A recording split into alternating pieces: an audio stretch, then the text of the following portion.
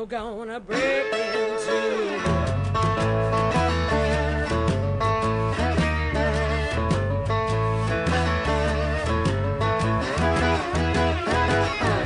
Crazy love, you got me worried. I don't know why you make me blue. Every time I call your telephone line, I gotta stop and hang up on you.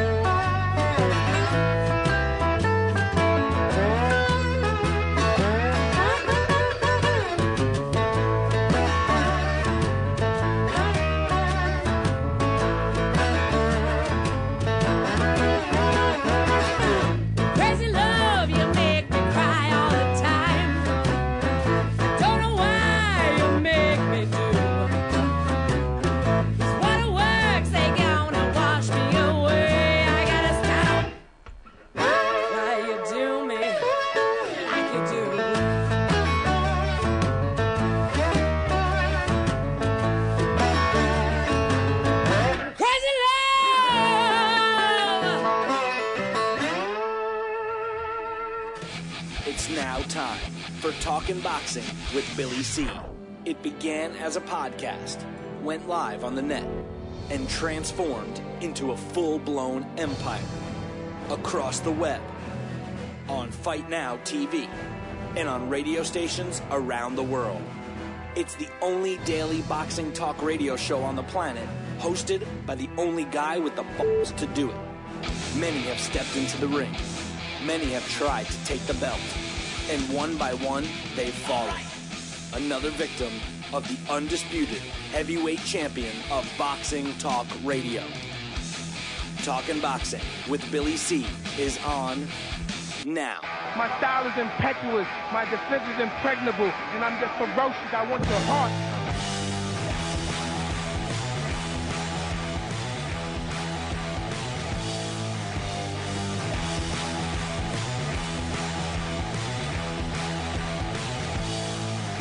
And we're coming to you live from the Billy C. studio in Lake George, New York. I'm Bill Calogero. It's time for Talking Boxing with Billy C. Good morning, good day, good evening.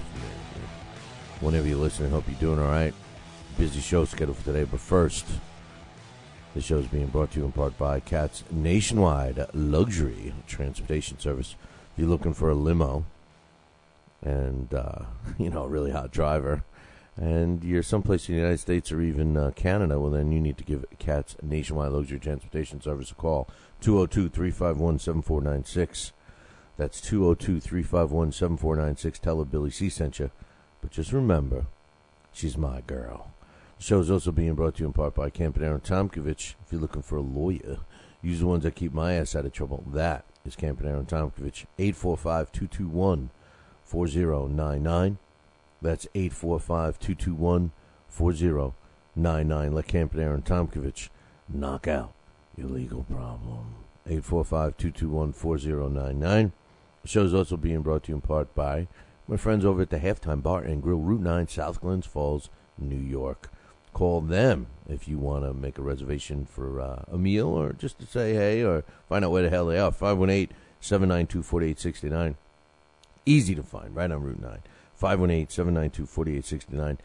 They got great people there all the time. Drink specials and live entertainment. Now that the fall is here, they still have live entertainment Thursday, Friday, Saturday, Sunday, Monday nights. But that's soon going to be only Friday and Saturday nights because of the winter. But check them out. And by the way, if you like hot sauce on your wings, they got the secret Billy C. hot sauce. That's right, they got the secret Billy C. hot sauce, but only Craig has the recipe. So if he's not there, you lose. But check it out. Let me know what you think. 518-792-4869. And the show is also being brought to you in part by Ringside.com. For all your boxing equipment needs, there's only one stop, and that's Ringside.com. Check it out, www.ringside.com. And remember, tell them Billy C sent you and demand the Billy C discount. Now, it doesn't matter if you're training just, for fitness, or whether you're fighting competitively, or even if you're a pro. Geez, even if you're a trainer or own a gym, I don't care if you're buying one pair of gloves or 100 pairs of gloves. Ringside.com is where you should go. And like I said, for the last several weeks, if you got a big order that you want to place, drop me an email, Billy at talkinboxing, TalkinBoxing.com, and I'll hook you up with even a bigger discount than what you're going to get for just going on to Ringside.com. Check it out. We got a few emails to read here, which I'm going to get to in a second. I just want to remind you guys, Audley Harrison, former Olympian, and he's also a former world title challenger, and he's back in the mix. He's going to be taking on a young gun, young buck, we like to call him, in England in the heavyweight division. And David Price has been getting a lot of talk, but Audley Harrison is going to be fighting him next weekend. And we got Audley joining us a little later today, so make sure you stick around for that. That ought to be interesting. I'm going to try my best to keep him on track. I like Audley. He's a good guy. I don't know if I ever told you guys the story, how we set up this interview, but I was in Las Vegas doing the Vegas trip. And, I get this call, and the one day I had about 2 hours to kill, I decided to go down and sit by the pool. Not that I'm a sun guy, because, tell you the truth, I can't stand the sun. I start sweating as soon as it comes out. But I said, you know what? I'm going to go check out the girls down at the pool. So I went down there, all of me. And, I sit down and start sweating as soon as I sit there. I mean, in case you've never been out to Las Vegas, it is the desert, and so I'm sitting there, and all of a sudden I happen to pick the only seat available, which is right underneath the speaker. They have this speaker playing music and stuff.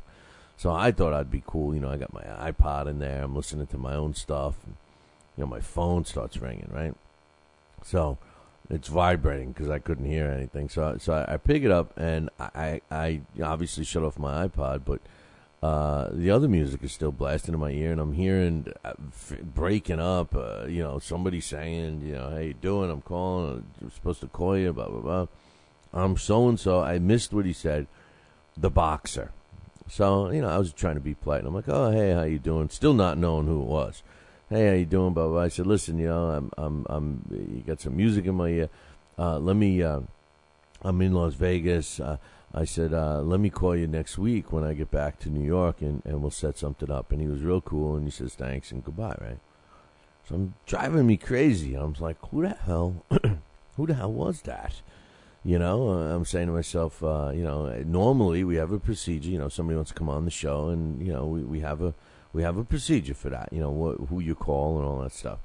And I'm wondering how this person, number one, got my number. Number two, why they're calling me. So it's driving me crazy, and I asked him twice, who's this again? I'm sorry. And every time he said it, it got broke up. When it's like, oh, you got to make a right turn at the, and then make a left over at the, and it's like, wow, wait, whoa. So I couldn't take it, right? An hour and a half, 2 hours later, I'm back up in my hotel room getting ready to go do what I had to do. And I see the number on my phone, so I said, screw it. Let me call, right? So I call up, and I say, hey, what's up, man? I said, I said I was going to call you next week, but let me just, how do you spell? And I'm trying to be cool, right? Like, I'm trying to be cool, like, not to let him know that, I totally didn't hear a word he said, So I'm like, hey, how do you spell your last name? So he starts, and he's like, hey, you. Now, I asked him for his last name, but obviously he didn't hear that. And he's going, A, U, D, and then, right? So I'm like, geez, I can't even get this guy's name out. So I'm like, what? Wait, say it again. A-U-D-Y. And I'm writing it down on paper, and I go, Audley Harrison? Like that. And he says, yeah, man. Yeah, it's Audley Harrison. And I said, oh, God. I said, I'm sorry. I said, you didn't, first of all, you threw me off because you didn't even have an English accent. I said, and number two, every time you said who it was, I said it got broken up. So we laughed, and I set up the interview, and it's for today. So figured I'd share that with you. Sony, our very own Sony Thompson, beautiful girl. She did some broadcasts with me. She co-hosted. She reported at the Chavez Martinez fight in Las Vegas, and she's got her own column up on BillyCBoxing.com. It's Sony's Florida Sports Report. Now, of course, she talks about boxing in there every week, but she also covers some other sports that are in Florida. Her new weekly column is up, so check that out. Don't forget about our forum. Forum is alive and well, and we need some action in there. So check it out. Dave Murphy and I have been predominantly the only two in there posting. Now, this was a hot forum, really good people involved, no idiots. You know how sometimes those forums, there's always the idiot, the forum idiot that goes from forum to forum being a jerk and, getting blasted and, basically banned and all that stuff. Well, we don't have any of that, but what we did have was an issue about a year ago that got everybody mad at me. And that was because I stuck up for one of our guys, and it was kind of a hot and heavy back and forth thread. And I stuck up for one of our guys at his request, and people got mad and left. Thought that it was censored and everything. I said it really wasn't. It was, if you remember, it was a Joe Santoliquito incident and a comment that he made that Golden Boy got really upset with him about the Ring magazine. So it was really the thing to do. But with all that said, come on back now here, come on. It's the forum is good. It's got some good stuff, and Murphy and I, we can email each other or talk to each other on the phone. We don't need to use the forum. So check it out. It's right up on BillyCBoxing.com. Also, don't forget about the New York Sports show we got, Talking New York Sports with Billy C and Brooklyn Mikey. It airs live on Saturdays from 8 to 10. a.m. Eastern, right here on BillyCBoxing.com. So check that out. You can also check the replay up on BillyCBoxing.com or LDL TV. We're getting a lot of good response about it. It's really blanketed around New York sports teams, but we talk a lot about all the other teams. So check it out. This coming week, I'll be bragging about all my correct picks. And I'm really blowing Brooklyn Mikey away. Right, we're going into the 5th week, and I'm up on him 6 games. I'm up on him, so it's not looking good for my man Brooklyn Mike. And I thought this guy knew what he was talking about, but anyway, I'm only kidding because I know he listens to the show. He definitely knows what he's talking about, but he's picking the wrong teams, that's for sure. But I got to admit, we're both Jets fans, so we're both kind of losers in that regard. And one last thing I want to mention before I take a quick break, then come back and read these emails, is don't forget about the Billy C Challenge. I will have the updated rankings on Billy C Challenge sometime today. Will be up on the website, www.BillyCBoxing.com. If you want to get involved, we're starting a new month. Basically, there's only a couple of rules. Number one, you got to pick all the fights. Number two, you only get 3. Once you sign up, you only get 3 weeks that you can actually forget about picking your picks without having zeros averaged in. So that's important. And the third rule is, what is the third rule? You got to pick all the picks. You can only miss 3. I forget what the third rule is. You got to obviously have them all in before the fights. I mean, they all got to be picked. You can't just pick the ones you want and everything else. So, but it's free to you, and we give away prizes every single month for the winner. I'll announce the winner on tomorrow's show, who won for the month of September, and give them some options on prizes. And then the grand prize, the year-to-date winner, will get one of our best prize packages to date. So if you're interested in joining, just drop me an email, Billy at talkinboxing, TalkinBoxing, RisselliEnterprises.com. We'll be right back. If you're in upstate New York and you need a trucking company, then you need Risselli Enterprises. Risselli Enterprises is trucking at its finest. They have it all. Dump trucks, dump trailers, walk-in floors, flatbeds, flowboys, tankers, loaders, and a full line of roll-off containers for any job, big or small. Risselli Enterprises is also the source for all your sand, gravel, and topsoil needs. Visit them on the web at RisselliTrucking.com or call 315-433-5115. That's 315-433-5115 and tell them Billy C sent you. Are you ready, America? Then let's get it on with Fight Now TV. It's time, fight fans. Your channel has arrived. All the fights, all the names, all the action. From world-class boxing events to mixed martial arts showdowns and other combat sports matchups, Fight Now TV delivers the hits and more.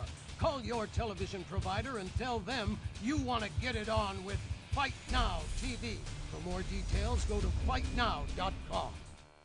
We've got a great matchup tonight. Fighting out of the left corner is the #1 ranked contender. No, he is not. I'm sorry, but who are you? I am the ideal computer. I am programmed to provide only fair and unbiased boxing rankings. This fighter is the number 15 ranked contender. Fair and unbiased boxing rankings? That's a new concept. Actually, it is not. The IBO has provided unbiased computerized rankings for many years. Well, we've still got a great fight tonight, folks. In the left corner is the number 15 ranked contender. The IBO, the champion of integrity. Learn more at IBOboxing.com.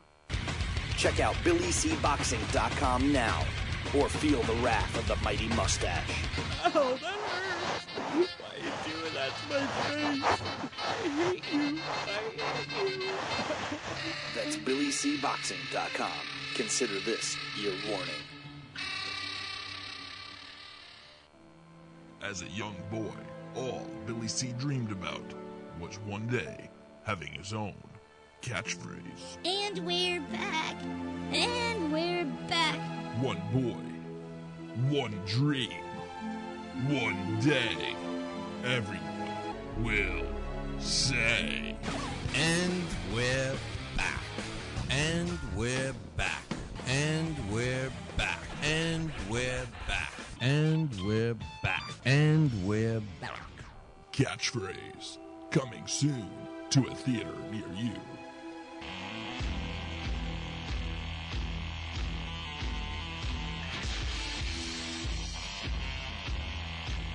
And we're back. You're listening to the Talking Boxing with Billy C show.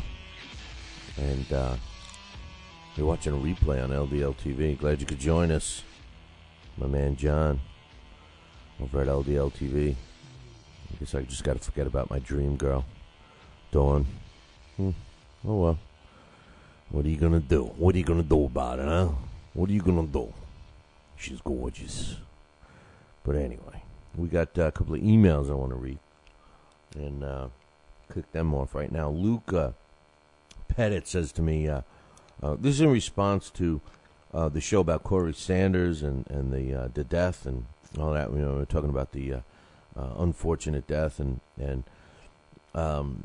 how the people that got charged with it are probably in worse shape than they would have been if they were here in the U.S.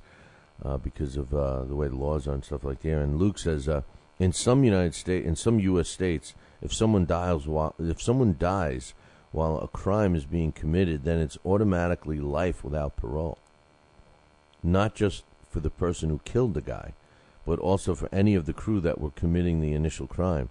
I think that's the case, even if the person is run over when they're trying to get away. I don't know.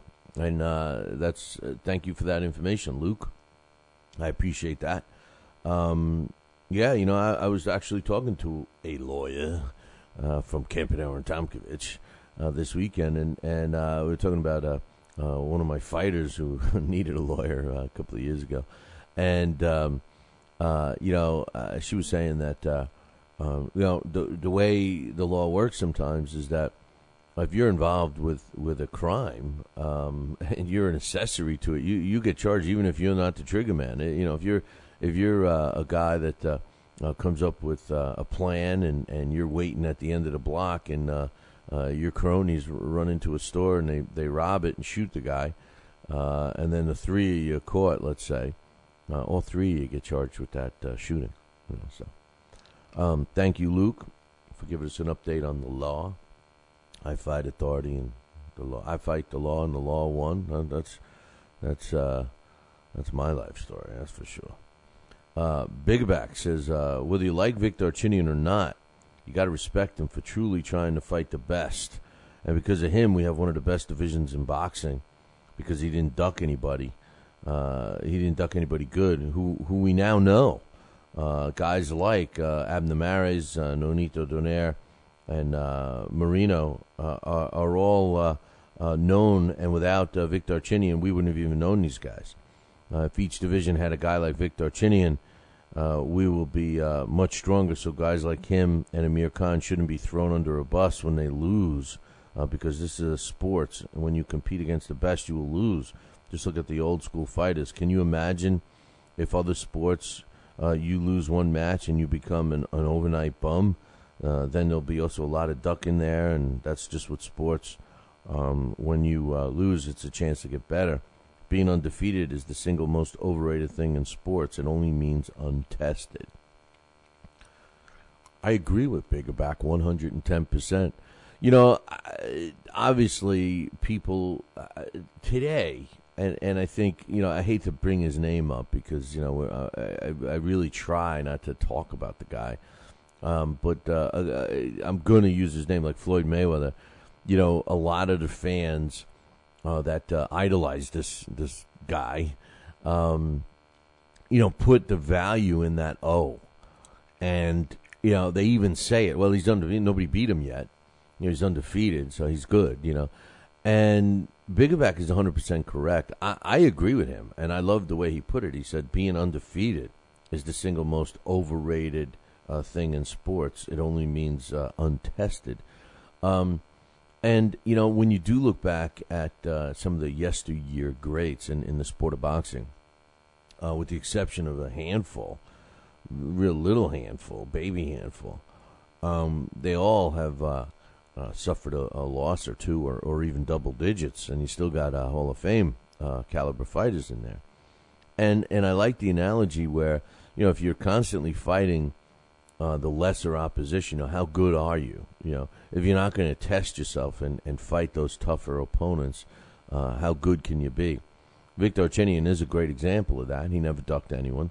You know, the only reason why the Nonito Donaire fight never materialized, the rematch, is because Nonito Donaire and Gary Shaw had a falling out, and that ended the possibility of that fight happening.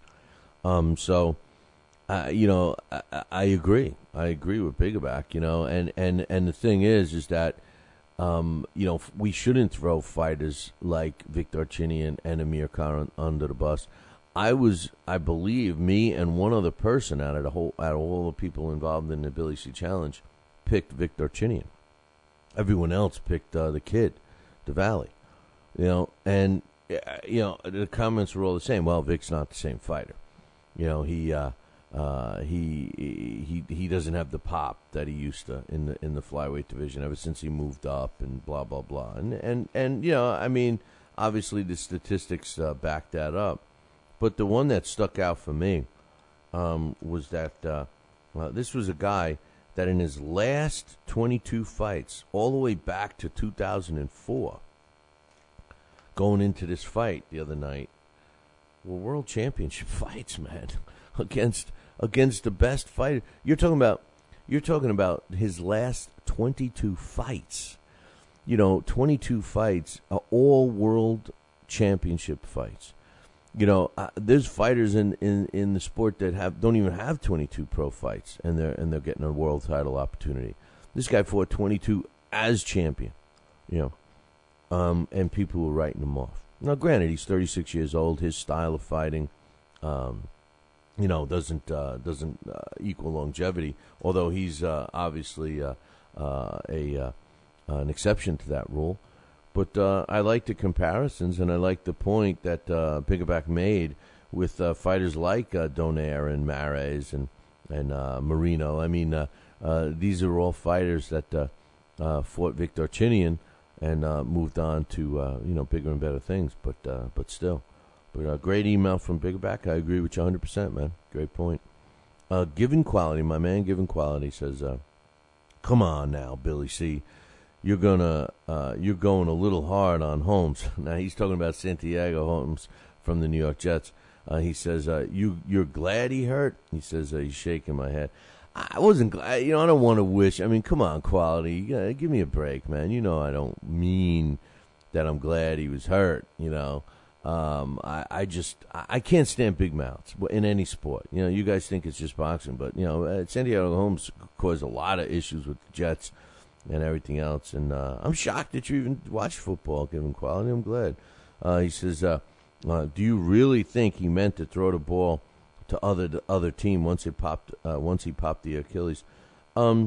Yeah, man, I do, because they teach you to, when you get hurt like that, a receiver makes the catch and then just protects himself. He literally threw the ball like, man, he was in so much pain. Now, I'm not saying that he wasn't in pain. He was in so much pain. The first thing that came to his mind was himself, and that was my hang-up. My problem with Holmes is that he's not a team player. He wants the ball thrown to him every time. And granted, all receivers want the ball to them. All the running backs want to, run the ball every down. All the quarterbacks want to throw the touchdowns. I get it. I know. But this guy caused all kinds of trouble in the clubhouse, so to speak. There's a lot of division because of him.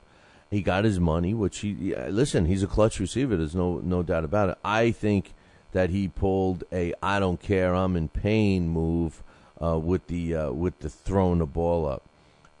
Given Quality says he may be outspoken and stuck in his own ways, but I don't know if he was even thinking about the other team returning that. When you blow a knee and or Achilles, first thought is always to grab it.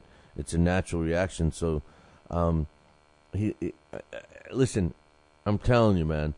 The thing first of all, his first as a football player in the NFL, as a receiver especially, the first thing you need to do is catch the ball. The second thing you need to do is get your feet in bounds.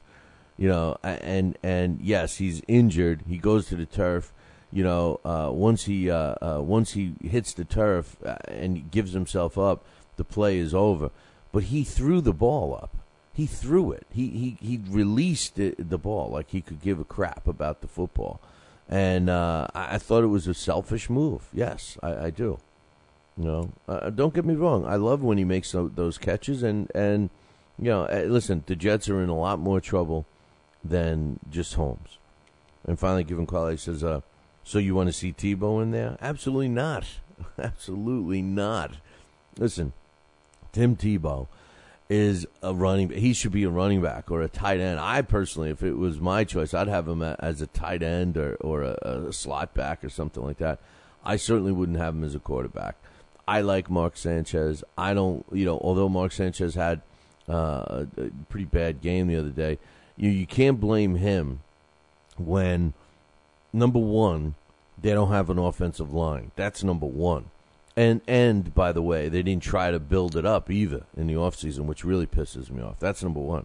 Number two, they don't even have a running game. They have one solid running back, and they have the other guy, Powell, who's coming on. So really, there's no depth there. You got two running backs. That's it. Number three, you got rid of his best receivers that he threw the ball to, and now you start the season with Holmes and Hill as your two primary receivers, and they're both hurt. So all of a sudden, all the media and everybody wants Tim Tebow. All the fans want Tim Tebow. This guy can't hit the side of a barn with a pass. Yes, he's exciting. Yes, he likes to do what he's got to do to win, and he's more vocal and stuff like that. But he's not a better quarterback than Sanchez. If the Jets were smart, they would have had them both on the field at the same time. But that's my opinion. Anyway, thanks for the email, Given Quality, and everyone else. And I'm glad to see you're a football fan. Let me guess, you're a Steelers or maybe a Raiders fan. You're not a Jets fan, are you? Given Quality, are you a Jets fan? Are you as crazed and upset as me? It couldn't possibly be as long as my misery's been going on as a Jet fan. I remember watching them in the Super Bowl. That was as a kid, as a 7-8-year-old kid. That was the first game I ever watched. and I've been a Jet fan, a miserable Jet fan ever since. Hey, we're going to take a break. When we come back, got an update on the Manny Pacquiao, Juan Manuel Marquez fight. I guess I was wrong about the interest in that one, huh? All of that's coming up. Plus, we got some more. A really bothersome statement from Team Orlando Solis and a whole bunch more coming up in about 2. Are you ready, America? Then let's get it on with Fight Now TV. It's time, fight fans. Your channel has arrived. All the fights, all the names, all the action. From world-class boxing events to mixed martial arts showdowns and other combat sports matchups, Fight Now TV delivers the hits and more. Call your television provider and tell them you want to get it on with Fight Now TV. For more details, go to fightnow.com. Broadcasting in all corners of the globe, on the web and radio. He would scoff at a stretch of that man, I would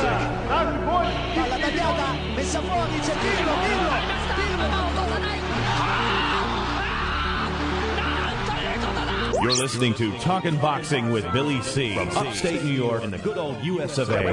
Boxing is here to stay because we are here to stay. The best 2 hours of boxing talk on the airwaves.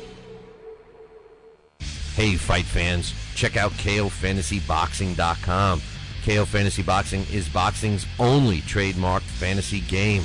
Check it out, www.KOFantasyBoxing.com. Select your own gym, your own fighters, track them through a season that can last from 3 months to a year, depending upon which league you join. You got to check this out, man, www.KOFantasyBoxing.com. Join it today. Again, www.KOFantasyBoxing.com. And tell him Billy C sent ya. Now back to Talkin' Boxing with Billy C, the only radio host man enough to take a punch from Mike Tyson. Wait a minute, man. Hold on there. Jeremy, man, I need you to take this one, all right? Wait, what? No way. I can't do this. Need I remind you I'm Billy C, damn it? Now put on that mustache and get in there. Hey, look at me. I'm Billy C. Crap.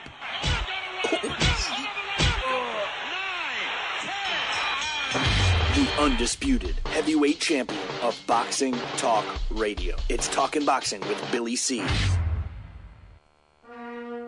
Test 1 2. Test 1 2. My fellow Americans, good evening. Welcome back to Talkin' Boxing with Billy C. It's great to be here discussing the sweet science with everybody. I love boxing.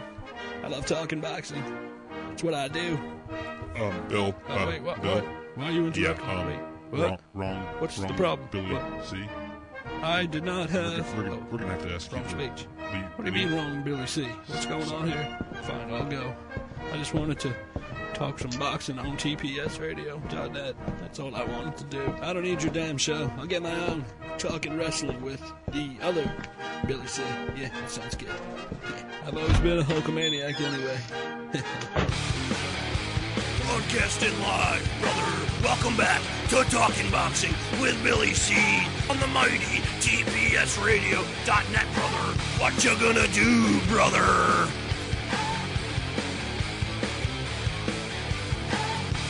And we're back. You are listening to the Talking Boxing with Billy C show. You're watching us on the Fight Now television channel. That's right. If you don't have Fight Now in your sports channel lineup, then you need to call your local television provider and tell them you want Fight Now right now. That's it, man. Pick up the phone and call them. All the information about the channel can be found at their website, www.fightnow.com. And speaking of now, I'm going to go over some numbers, which I'm pretty shocked at, But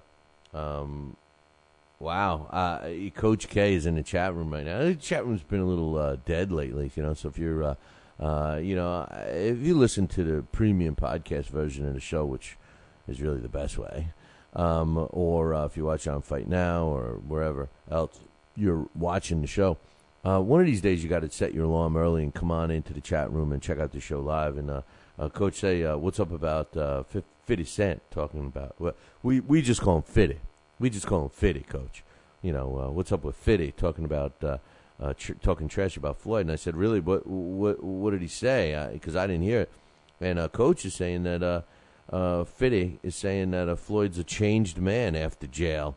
and he's paying his friends to hang out with him. Wow, first of all, that whole jail thing cracks me up. I mean, yes, there's nothing like, hearing those, that cell closing behind you and everything else. And yes, I know it wasn't prison or anything. It's still jail, and I know I downplayed it and stuff, and it's still jail. But normally you would think that the individual themselves change, and I guess Fiddy's noticing that Floyd changed a little bit, and paying his friends to hang out with him. You see, now I think that Floyd has always done that. I think that this is a guy that is going to learn someday that all of these so-called friends that he has around him are just hanging around him because of the money. When you bring a little man purse to a strip joint that's filled with $50,000, and you put it in the G-strings of some of them hoes. I mean, and knowing that you're not going to get nothing except just watching them smile and shake their fat butts at you. Because, by the way, in case you missed those shots of the girls that he was dumping that money on, oh my goodness, he could have went to the Bunny Ranch or something and saved a ton of money and got something nice. But anyway, I better quit while I'm ahead there. Manny Pacquiao and Juan Manuel Marquez, fight numero cuatro. I was pretty vocal about that fight, and I thought that it would never really lose its value or its shelf life as we refer to some other fights. And I thought it was a mistake for Top Rank and Bob and Manny Pacquiao and Juan Manuel Marquez to make that fight right now. I thought that they had other options, and I figured that it was a stupid move financially. But I guess I'm wrong. And by the way, I also thought that there wasn't going to be that much interest in it because, I mean, what are we going to see differently? We saw the same fight for 3 fights. We saw the same exact fight. I mean, these guys fought 3 times already, and each round was the same. We're not going to all of a sudden see a different fight here. We're going to see the same thing. And I guess I was wrong. Tickets went on sale on Friday, and it was reported yesterday afternoon that they already sold over 13,000 tickets, the live gate tickets for the Manny Pacquiao Juan Manuel Marquez fight number 4. 13,000 seats already sold. There's less than 3,000 tickets left. Good stuff, man. Hey, you know what? I'm happy. I'm glad. I'm glad that it's going to be a good weekend out there, and I hope we do another Fight Now week out there, another big fight. That would be great to be out in Vegas again. This is going to be taking place at the MGM Grand Hotel, and you're talking about a 4th fight. Marquez, 54 wins, 6 losses, and a draw, with 39 of his wins coming by knockout. And Manny Pacquiao, almost the identical record, 54 wins, 4 losses, and 2 draws with 38 knockouts. So these guys are, pretty good in terms of records and I guess demand. And the seats aren't cheap. Starting out at $1,200 for ringside, and the cheapest ticket you could buy in the rafters at $200. And you can only get 2 of those each, So, and Coach is saying they sold 13,000 over the weekend, and Ricky Hatton sold 18,000 tickets in 18 hours. That's 1,000 tickets an hour. You don't need to whip out the calculator. And they didn't, and they hadn't even named the opponent yet. We know now that he's fighting. That he's fighting Sinchenko. So, hey. You know what? That's good for the sport, man. That's all I can say. Good stuff. So congratulations both to Ricky Hatton and Pacquiao Marquez. And, of course, give credit where credit's due. Top Rank, Where I'm not going to give credit is Orlando Solis. Did you catch that they sent out. It's up on BillyCBoxing.com, up on the latest news section. But we put the press releases up and everything else. And speaking of BillyCBoxing.com, if you don't use that site as your homepage, you're crazy, But the bottom line is, did you catch the story about Orlando Solis? Now he's scheduled to fight in a couple of weeks. Actually, next week, against Leif Larson. Now, I don't know Leif personally, but I know his team. I met them in where did I? Was it Denver? Oh no, it was France. I met them in France, and this kid is not a bad fighter, Leif Larson. He's not a bad fighter, but the fight that's taken place between Orlando Solis and Leif Larson is in Spain, where Leif Larson has made his second home. Leif Larson is 16-0 with 13 knockouts. Orlando Solis is 18-1 with 12 knockouts. His one loss coming at the hands of Klitschko. Remember when his, Lego legs fell apart or something? But this is, none of that bothers me, and the fight doesn't bother me or nothing. What bothers me is they're making a big deal out of Orlando Solis taking his training camp seriously. Come on, man. This needs to make press. It's almost as bad as when you say Chris Ariola's not eating, tacos and drinking Coronas anymore. I mean, this is what the sport comes to. This is why there's so much negativity. One breath I'm telling you how great the ticket sales went for Pacquiao Marquez 4 and Ricky Hatton, and the next breath is they're trying to make a news story out of the fact that a pro fighter that's actually ranked by some organizations that he's don't worry everybody, he's taking training seriously. That's BS. Every fight he should be taken seriously. See, that's the problem with some of these guys that come from Cuba. They get their freedom. That's their victory. I mean, what else do they need? But whatever. Coach is saying, but he was a football. He's saying a couple of things. One, he says Larson's 16 fights. He's 37 years old. He's a late bloomer. Yeah, but I think he was a football player or something. I think he was a pro football player. So this is his second sport. He also makes a statement. He says $200 for the cheap seats are killing the regular fan. Isn't all pro sports going that direction? I mean, think about it. I used to be a New York Jets season ticket holder. I had season tickets from 1980 all the way up until 2 years ago. I got rid of them. So I had them for all those years, and what I noticed is that not only did they really raise the price, but everything else. I mean, it's geared towards corporate USA. Baseball's the same way. You used to be able to get a ticket for a few dollars, $5 gets you in a baseball game. Forget about it now. You go to a baseball game, a Major League Baseball game or a professional football game, NFL, and, you're going to spend $10 for a beer or a soda, or $10 for a hot dog. $20 can't get a family for a hot dog and a soda each. It's just not happening. And you're spending, $10, $15, $20 to park.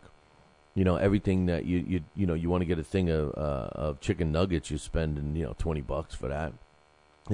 It's just a different thing. You used to be able to go to a baseball game. You spend $5 for a cheap seat. You spend $2 for a hot dog, $2 for a beer. And you enjoy yourself at the ballpark. Well, that's not happening anymore. Now you can still do that, but you got to go to the minor leagues. You got to go to the independent leagues. You got to go to single A or double A or triple A, and then that's where you'll see families and fun and all that stuff again. So I think they're shooting themselves in the arm, But anyway, that's and coach saying, yeah, that's why we spend the $50 on the pay-per-view, and then he has the neighborhood come over and watch fights on his house, and that's what they're hoping you do, What I think is going to happen with the Pacquiao Marquez fight. Is that because they sold the tickets so quickly? Guess what? Now they just raised the pay-per-view price. Look for that one to be $69.95. But Anyway, another joke, aside from Solis taking his training camp seriously, is Mia St. John. Remember Mia St. John fought Christy Martin not too long ago? And, they both said, we retire after this fight. We retire, we retire, we retire. Well, Mia didn't retire. She's fighting again. November 10th, as a matter of fact. She's fighting soon. And she's taking on Molly McConnell, who was, not too competitive. Let's just say that. So, I mean, does anyone care? Show of hands. Anyone? Anyone? Mia St. John. Anyone? Oh, we have one in the back. Oh, that's Mia St. John's cousin. No, you don't count. Anyone else? Anyone else care about Mia St. John? No. Former IBF junior lightweight champ Cassius Beloy and also former champion Malcolm Clausen are going to. They're scheduled to meet. They fought once before back in 2009, and Beloy got knocked out in 7 rounds, and he lost his belt. And Malcolm Clausen won it. Well, guess what? The rematch is set, and it's taking place October 14th. So another good fight for next weekend. Usually when you, well, the coach is right. He says that's why some of the best fights are the club shows. No doubt about that. The best fights you're going to find are club show fights, except when you have promoters building up their fighters and they're putting them in with non-competitive opponents. And that's it's 50-50.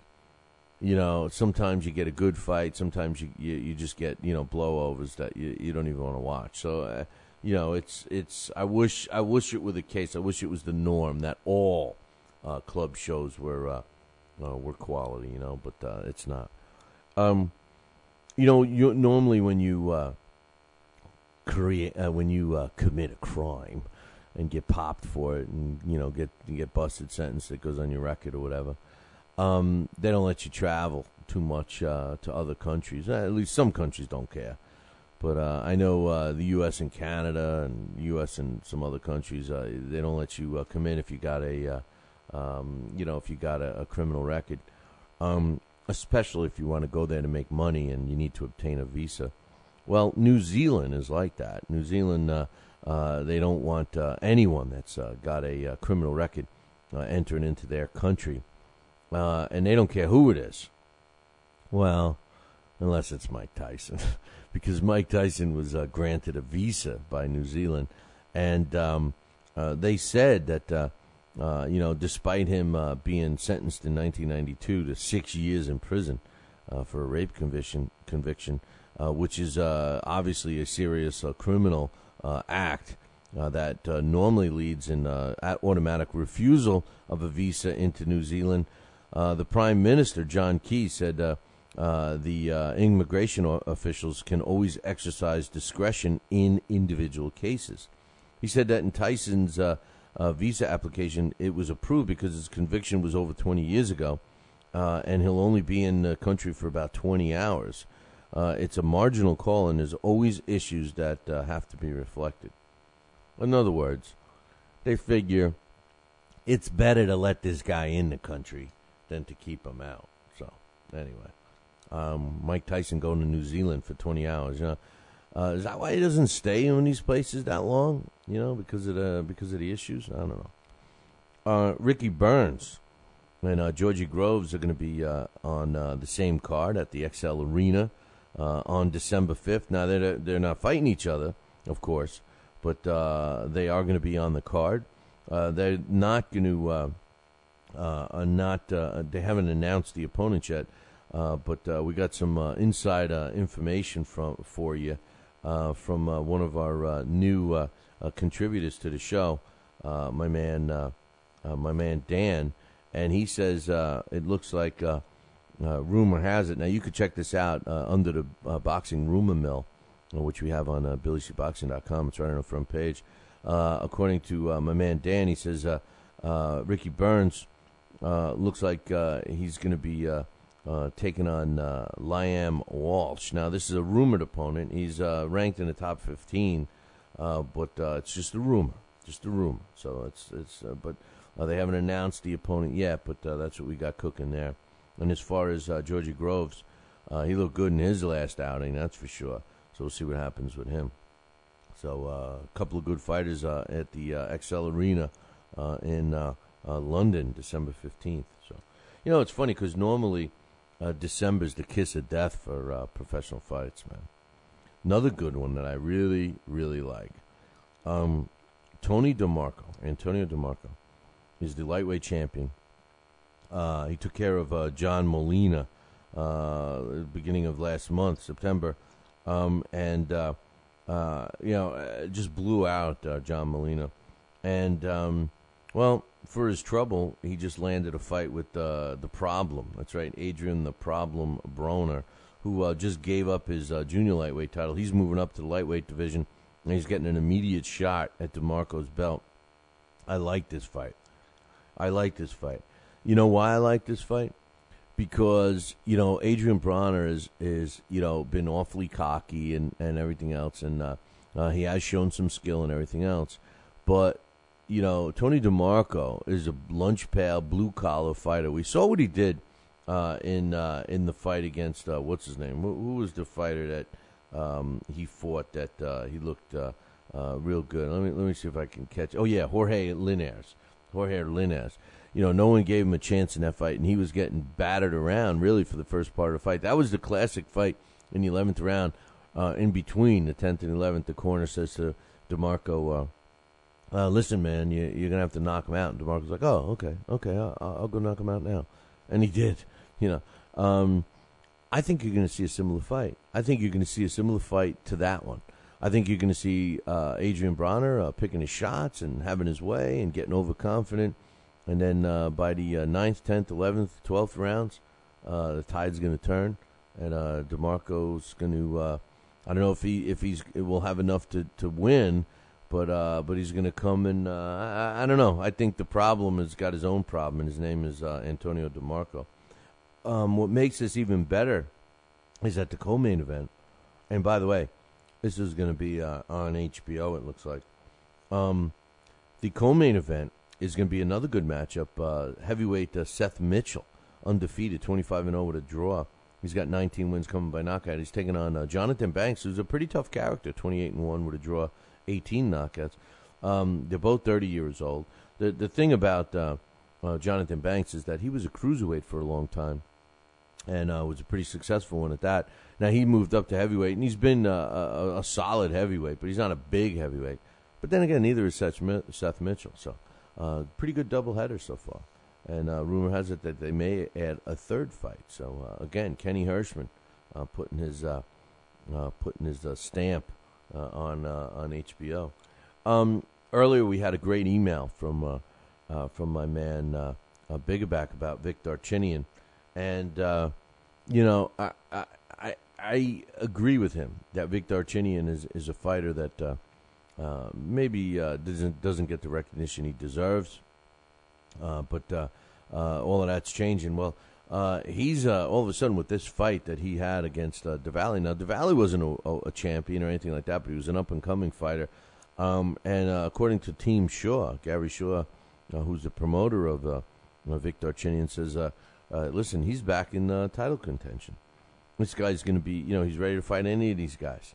And by the way, he's a first ballot Hall of Famer, so don't keep that one in the back of your mind, says Gary Shaw. Gary says, look for Darchinyan to be in a big fight next time he steps in the ring because he showed everyone he can still fight at the elite level. In his astonishing career, he's faced the best challenges that have come his way, and his win against a very talented young fighter in DeValley is proof he can fight at the championship level. He says he's still thrilling, and his style is responsible for bringing the little guys back to TV and in the limelight. He says, I believe when Vic hangs up the gloves, he's going to be a first ballot Hall of Famer. I agree with Gary the Walrus Shaw. I don't often agree with him, but this time I do. So, you could say what you want, Coach. I know a lot of guys are uptight that DeValley, didn't fare that well. I just think it was a clear case, and Coach is saying not sure why DeValley went in a lower weight than he fought even at the amateurs. And probably contract, They figured that he would be able to, be bigger, fight night or whatever. The question about DiVally, and I was talking about this with Dax last night, it makes you wonder, and Dax was like, oh, maybe the trainer wasn't doing his job. Now, Ray Rivera is not exactly the best trainer around. I've known Ray. Actually, I knew him better years and years ago. I haven't seen him in close to 10 or, up face-to-face, at least 10, 12 years. But, Ray was telling him the right stuff. We heard that. At least we heard that on the TV broadcast, and Dax was ringside. The fight plan was stupid. I mean, let's be real. DiVally needed to. The only way you're going to beat Victor Chinian is the way others have beat him before. You need to circle around. You need to outbox him. You need to stay away from him. You need to step aside when he's lunging forward. You need to move away from his power hand. Move to your left or move to your left, which will be away from him. He was moving to the right. He was moving right into Victor Chinian's power. And, Ray was saying that. Ray was saying, but the thing that we did notice on TV that maybe you did or didn't notice live was that every time and this started probably around the fourth round or so, every time Victor Chinian was landing some flush shots, whether the uppercuts definitely, but even some other overhand shots, it kind of stunned DiVally to the point where, like, for a split second, he would kind of like, he would get this glossy look on his eye, and didn't stumble, didn't go down, nothing like that, but it looked like they were affecting him, and maybe the size was preventing him from going down, but. I just think it's a clear case of, when you're moving these kids up and there's so much emphasis, again, it goes back to Biggerback's email, when you put so much emphasis on being undefeated and that the television suits, they want you undefeated, the sanctioning bodies want you undefeated, everybody wants you undefeated, so in order to keep the money coming in order to keep the value up, you preserve the undefeated record. And what you're losing by doing that is you're losing getting better. The best rule to follow, and I know it seems very elementary, but, if you increase your level of opposition every time you fight. Now, it doesn't have to be every fight. I mean, every couple of fights, like, for an example, you want to learn how to fight a southpaw. Fight 5 or 6 southpaws before you move on, and before you say you know how to use one. Facing one southpaw. If you're an orthodox fighter, facing one southpaw doesn't mean that you know how to fight a southpaw now. You need to fight a tall southpaw, a short southpaw, a mauling southpaw, a boxing southpaw, a power puncher, a boxer puncher southpaw. I mean, there's 6, 7, 8 fights against every possible southpaw you can see. Then you move on. You see, that was the difference with fighters of yesteryear. They fought more often, so they became more skilled. Now, yes, we have a lot more sparring and they fine-tune their skills in the gym. But the matchups are still kind of lame. And, DiVally fought a couple of tough fights, but in his whole career, he didn't fight anywhere near the level of opposition as Victor Chinian. And everybody picked DiVally because they got suckered in. They thought that this guy was the real deal. You can look good against lesser opposition. It's the same thing. How good is a football team when they're playing the worst team in the league? How good is a baseball team when if a baseball team is hitting home runs off of a specific pitcher? Is it the hitters or is it the pitcher? Does the pitcher suck, or the hitter's real good? It's all relative, man. And in boxing, if you want to become a world champion and you want to hang around for a while, you need to face tough opposition. You need to get better and better and better. Look at the Klitschko's. They're proof of the pudding right there. They came up, they got fed to a couple of lions, they lost some fights that they shouldn't have, they got better for it, and now they're virtually unbeatable. Talkin' Boxing with Billy C. now has official merchandise available on TalkinBoxing.com. T-shirts, sweatshirts, hoodies, and mugs, and yes, even undergarments. Talkin' Boxing apparel is the perfect gift for the boxing fan in your life. Log on to www.talkinboxing.com. That's TALKINBOXING.com. And place your order today.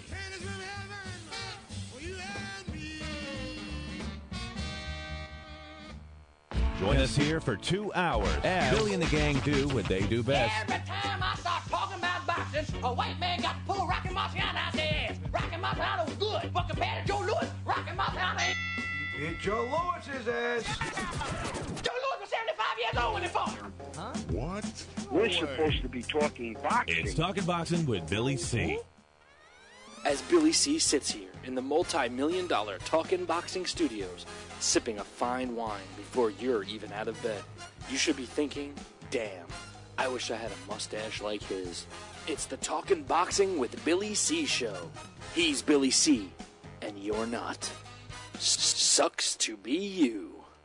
Now let's dig into our archives and hear a rare interview when Billy C first became the champion of boxing talk radio. Hello, Billy C. As the new champ, can we ask you a few questions? Why, certainly.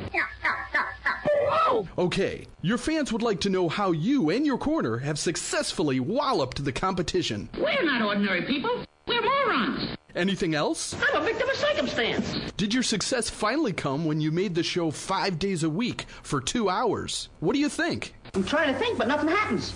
Now, please tell the listeners what you've learned from making it this far. Certainly. If at first you don't succeed, keep on sucking till you do succeed. Great words of wisdom, Billy C. Keep up the great work as the undisputed People's Champion with your show, Talkin' Boxing with Billy C. Any last words to anyone who's listening? This is your fault, you bonehead.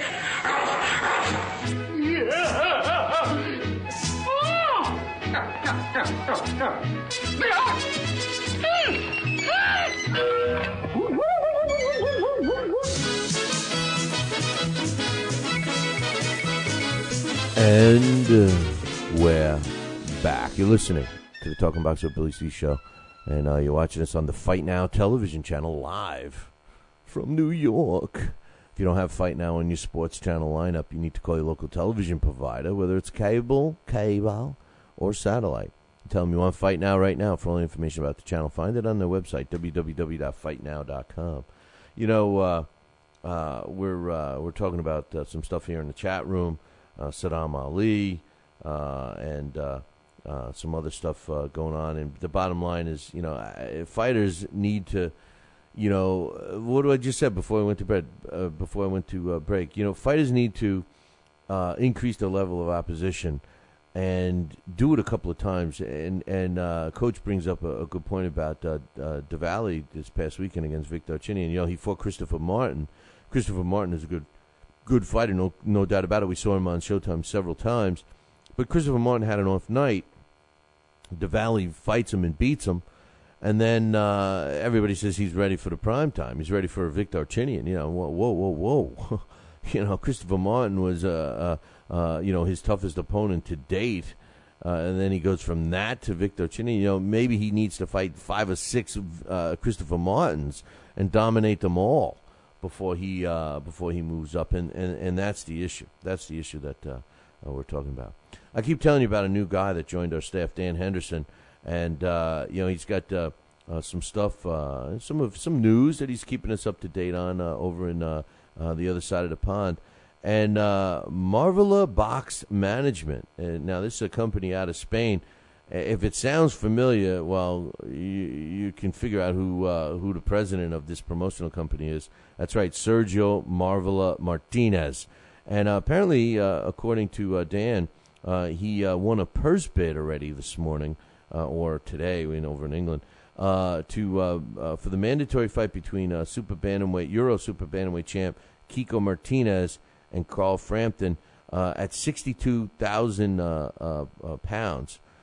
Which or euros, I'm sorry, 62,000 euros. Now, Eddie Hearn, who is the prize fighter, I'm going to talk about that in a second, Matchroom Sport, he was the next guy in line with half that, 30,000 euros. So 62,000 euros, that's about, about 100,000 maybe U.S.? That's maybe 90-something thousand U.S.? So that's not a bad purse bid for Sergio. Now, Kiko Martinez is, I guess, was supposed to fight a couple of times. This was not the first, not the second, but this would be the third time these two were supposed to fight. And Kiko Martinez had to pull out both previously due to injury. This fight looks like it's going to be in Spain, and my man Dan is going to keep us posted with that. So stay tuned. We're going to have a new column for him, so you'll be able to read his stuff. So that was some rumors that you didn't hear anywhere else. And he also did a preview, a short preview on the prize fighter. Now, you guys know how I feel about the prize fighter. You know, all this England talk. You know, we got Audley Harrison coming on here in a few minutes, so I'm looking forward to that. But the prize fighter, I love that concept, man. I absolutely love it. You know, I love the fact that they got the fighters, fighting the same night and everything else, and there's so many tangibles with that. You know, a fighter gets cut, he can't continue and everything else. They go 3 rounds, all that happy stuff. Well, there's another prize fighter that's taking place this Saturday, which is weird because don't they usually have it like on a Wednesday night or a Thursday night? There was a couple of times. But anyway, the bottom line is this: what a lineup! Eddie Hearn claims that this is the best prize fighter lineup, per man, the best 8 men that has ever been part of the prize fighter series. And this is who we got: Anthony Corolla, Derry Matthews, Gary Sykes, Stephen Jennings, Terry Newham, Nathan Burrow, Kieran Farrell, and Liam Patrick Walsh. Now, Anthony Corolla, I think, correct me if I'm wrong, but I think he might be a Golden Boy fighter. I think he might be a Golden Boy fighter. So, anyway, I'm looking forward to this. So we'll see what happens on the 6th. It will be on Sky Sports. So, prize fighter. No, and everybody that's in the Billy C Challenge, what we're probably going to do is we're going to probably have. I'm telling you right now, we do this for the prize fighter, and you got to pick the winner, and it's hard to get the W here because you got to pick the winner, and that's it. We don't pick the heats. You don't pick the winner of this one versus that one. You got to pick the overall winner. So you got a 1 in 8 chance of getting a W. So it's a tough one to kick off the month of October. And if you're in the music business, they go Rocktober, man. We're in Rocktober. Or if you're a Fred Flintstone fan, it's Rocktober. It's the rock gas station. I'm going to fill it up with premium rock. Hey, I got a new pair of rock sandals. Hey, I'll have a rock McBurger. But anyway, I keep laughing at the Celestino Caballero thing. What a joke! What a joke that is. I just think that it's a joke. But anyway, the WBC is claiming that Saul Alvarez is going to have to face the winner of their final elimination bout that's taking place November 10th in Las Vegas between Vanis Martirosyan and Ursulandi Lara. And they claim that unless Canelo has another fight around that time, which is only a couple months from now, that he's going to have to face the winner for his WBC belt. Which, come on. Where do you want to make a bet they can make that go away? But they also said, WBC, who I can't stand, says that Chavez Jr. and Sergio Martinez will not likely have an immediate rematch, at least as far as the WBC is concerned. They said, and I quote, the WBC is not in favor of immediate rematches unless there is an overwhelming public demand due to some unusual circumstance in the first fight. This fight was one-sided. Other than the dramatic last round in which Jr. almost scored a sensational come-behind knockout, there were no unusual circumstances to necessitate a immediate rematch, says Jose the Trollman Suleiman. What's he talking about? Everybody wants to see a rematch, man. This is my point about the WBC. When does he? I mean, you know what the fighters have to do right now, and the promoters have to do, and the networks have to do. They have to just say no to Jose Sulaiman in the WBC. Just say no. You know how we had the thing, just say no to drugs? You just say no, man. Just say no. Just say no to Jose Sulaiman. Listen, Julio Cesar Chavez Jr. and Sergio Martinez will sell out wherever they fight again. They will sell out no matter what type of pay-per-view. You will get a huge number. They will sell out at whatever venue they're at. They don't need the WBC belt on the line. The WBC can strip both belts from Sergio Martinez. Remember, Sergio's got two. He's got the regular old WBC championship belt, and he also has the diamond-studded Super Mongoose World Championship WBC belt. So, I mean, the bottom line is, who cares what he says? If Julio Cesar Chavez Jr. and Sergio Martinez need to wait, 8 months, a year, depending upon the sentence that the Nevada State Athletic Commission is going to hand down for Junior smoking the weed, then so be it. What's better than a rematch for Sergio Martinez? There's only one other fight out there for Sergio that he would take, and that's against Floyd Mayweather. Floyd's not going to fight him. Floyd's not going to fight him. It ain't happening. If he fights him, great. I'll give all the credit in the world to Floyd, but it ain't happening. Floyd is too busy, trying to make friends with people. The bottom line is this. Who the hell is Jose Sulaiman? And as far as Canelo Alvarez goes, same thing, man. If Canelo Alvarez doesn't want to fight the winner of Marcian and Lara, he won't. Rumor had it that Floyd Mayweather was interested in fighting Saul Alvarez. Well, guess what?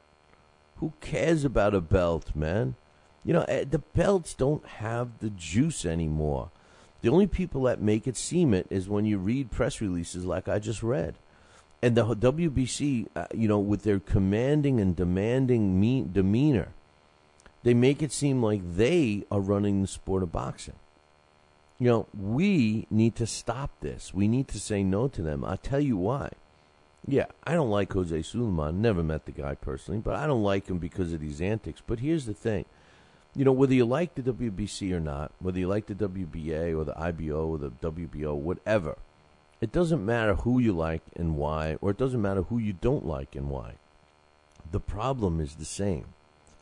They're putting basically dividing the sport of boxing. I was talking to Marlon Starling yesterday. We chatted for about an hour on the phone. And, he was upset about the WBC and this so-called pension fund and all this stuff.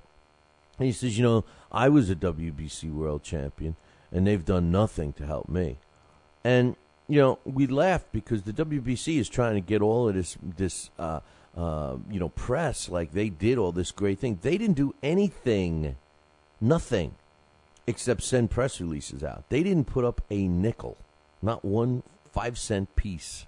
Not 1 penny did the WBC put up. Maybe they put out some money to pay for PR and stuff like that, but they didn't put any money towards the pension fund. It all came from the watch company, and it came for the slobs that paid $1,000 for 2 little pieces of filet mignon, and the people that bid on the watches. And, by the way, give credit to all those fighters that made the trip out there. So, I mean, come on, man. Come on. But yet the WBC is the first one that wants to get the pat on the back. What we need in the sport of boxing is continuity. I've been saying it all the time. If you want to have disagreements with whose belt you want to fight for, if you want to put more value in this belt over that belt and whatever, fine. Fine. We've coexisted with multiple sanctioning bodies for the last 20-some-odd years. But you know what's getting bad now? Each sanctioning body is trying to further the division of the sport. Hey, if you fight for our belts, you'll be in line for a pension fund. Hey, if you fight for our belts, you only have to fight in 11-round, title fights. Hey, if you're fighting for our belt, you can fight whoever the hell you want as long as you pay me.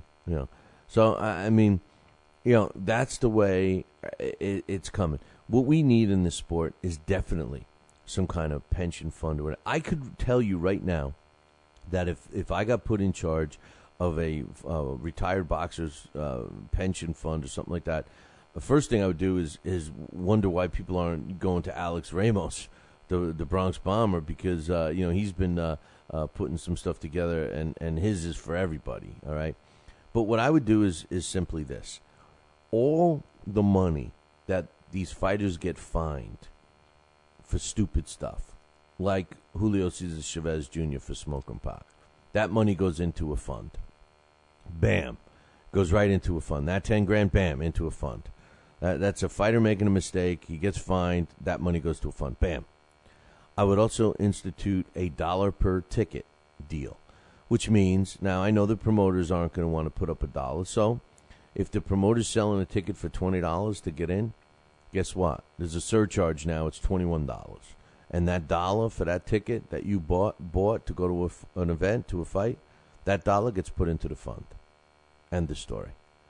2 forms of revenue right there that will build up this fund very quickly. I'm talking about any professional fight that they have, $1 gets tacked on to the ticket prices. Does not affect any promoter, does not affect any state tax, nothing. It's $1 off the top that goes in, an added $1, and it goes in. Then you use that money to the fighters that need it. Now, who's eligible? Not just former WBC champions. How about a professional fighter who's held a license, who can prove that he fought consistently for X amount of years or fought X amount of fights? Once they reach that point, just like in any other career, they become eligible. And depending upon how long, if they just made it by one fight or 1 year or whatever, then maybe they're not eligible for as long of a draw. But this fund would not just be for a pension.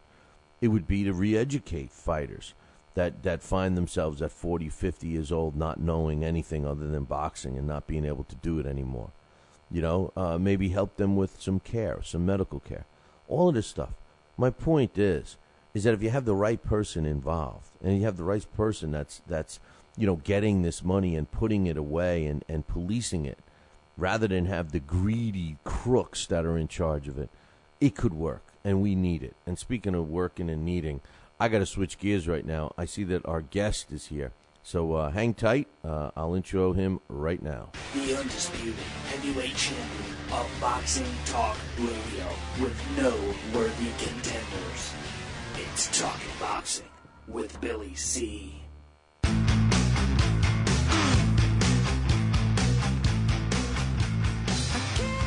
And we're back. You are listening to the Talking Boxing with Billy C show.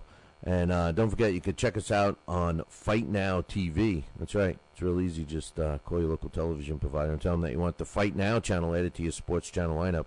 It's that simple. Pick up the phone and call. All you got to do is visit their website for all the other information, www.fightnow.com. And speaking of now, joining us, he's got a 2000 Olympic gold under his belt, and he's challenged for a world title. Please welcome Audley Harrison. What's up, brother? Hey, bro, how we doing? Mr. A-Force in the house. Hey, well, listen, man, how you doing? How's training going? You got a big fight coming up in a couple of weeks in October against David Price. He's a young buck that you're looking to get another shot at maybe making another run. How's training going? Yeah, that's exactly right. Training's going great. I mean, this is a great opportunity for me. Battle of Olympians. I'm fighting, like you said, a young buck. David Price, he's 13-0. Hasn't really put a foot wrong as a professional.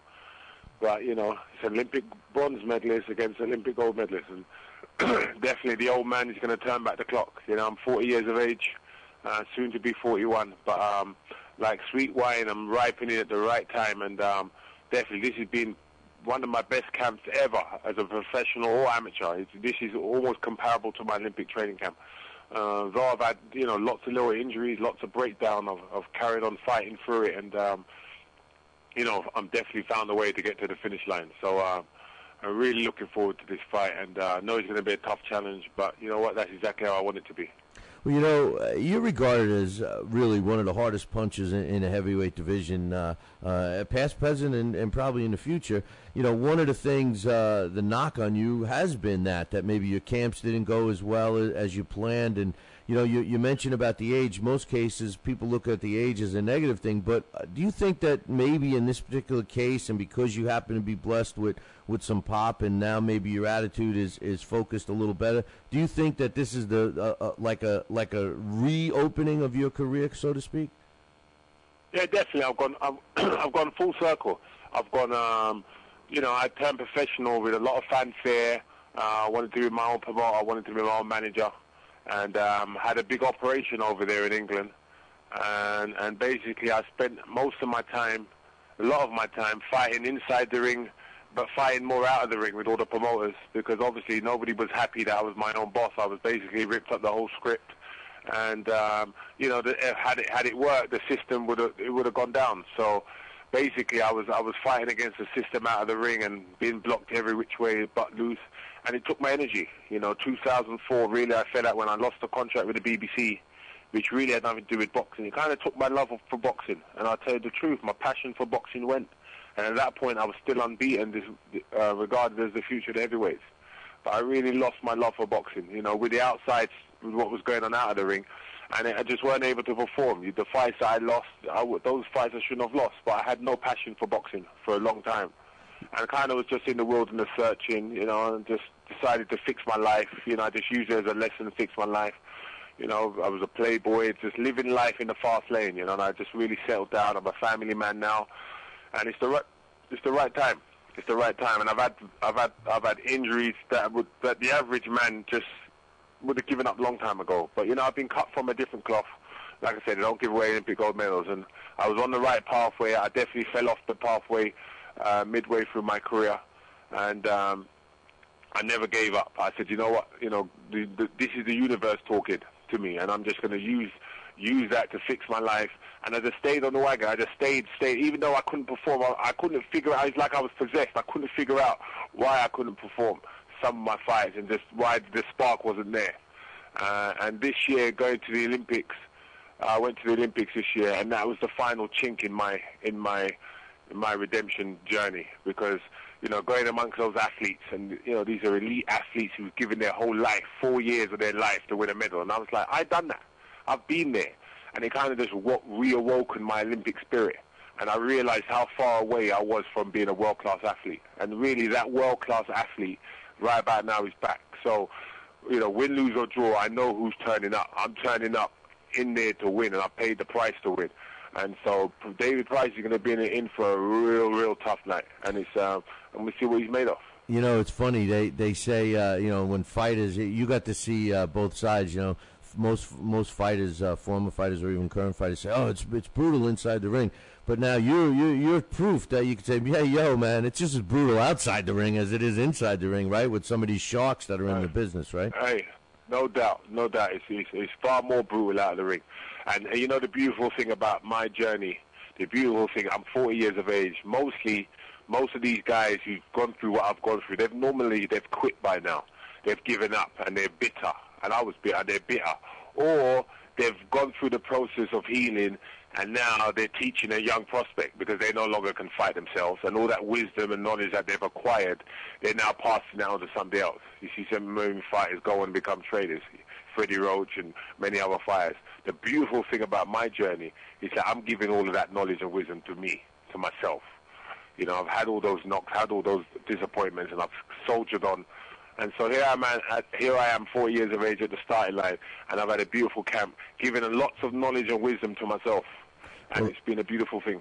You know, in 2009, you fought in that prize fighter tournament, which I absolutely love, and you know, we all kind of thought, you know, this is it, man. Now we're gonna, you know, Audley's, you know, finally back, man. And you went and you had a great fight against Michael Sproat, and then the David Haye fight. People started losing interest there. What happened in that fight? I mean, it just didn't seem like you were yourself.